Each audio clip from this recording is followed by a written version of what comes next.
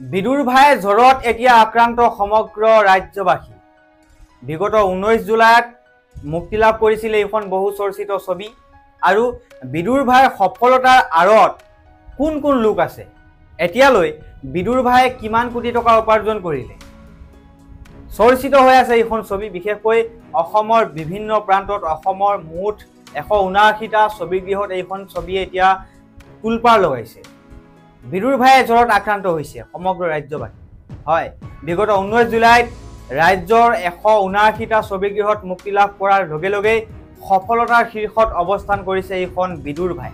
আৰু বিদুৰ ভাইৰ সফলতাৰ আঁৰত কোন কোন আছে, আৰু বিদুৰ ভাই মুঠ 6 দিনৰ আমাৰ তথ্য আছে। 6 দিন লৈ কিমান কোটি টকা উপাৰ্জন কৰিছে সেই তথ্য আমাৰ হাতত আছে। আমি আপোনাক সেই তথ্য জনোৱাৰ চেষ্টা কৰিম।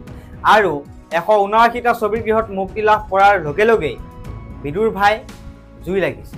বিদুৰ ভাই সঁচাকৈ এক নতুন মাইলৰ খুঁটি স্থাপন কৰিছে।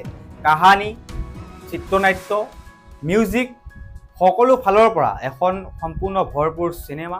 আৰু মুঠ কিমান কোটি টকা উপাৰ্জন কৰিছে সেই খবৰটো আপোনাক জনাব চেষ্টা কৰিছোঁ যে মুঠ 2,30,00,000 টকা সংগ্ৰহ কৰি অসমীয়া চিনেমাত এক উল্লেখযোগ্য মাইলৰ খুঁটি স্থাপন কৰিছে। মুঠ 6 দিনৰ ভিতৰত 6 দিনতেই 2,30,00,000 টকা উপাৰ্জন কৰিছে। সুব্ৰত কাকতিৰ পৰিচালিত আৰু ৰুটষ্টক এণ্টাৰটেইনমেণ্টৰ বেনাৰত প্ৰযোজিত বিদুৰ ভাই ছবিখনে অসমীয়া চলচ্চিত্ৰ জগতৰ লগত জড়িত প্ৰতিজন প্ৰযোজক, পৰিচালক, অভিনেতা, অভিনেত্ৰী, সংগীত পৰিচালক তথা কলা কৌশলীলৈ এক বিশেষ বাৰ্তা প্ৰেৰণ কৰিছে।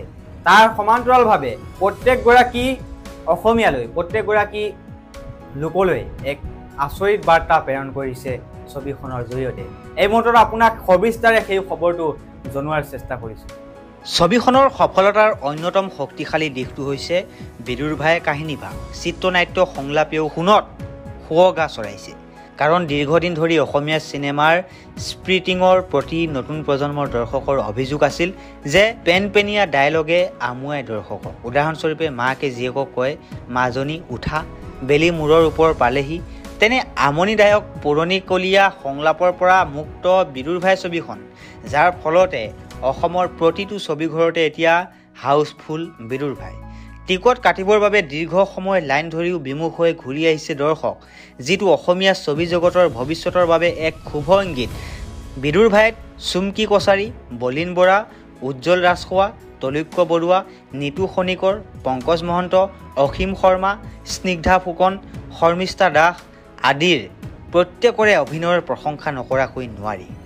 এখন সৰু চহৰৰ ভিতৰুৱা গাঁৱৰ চহা জীৱনৰ এখন সুন্দৰ ছবি দাঙি ধৰিবলৈ সক্ষম হৈছে বিদুৰ ভাই কাহিনীভাগে।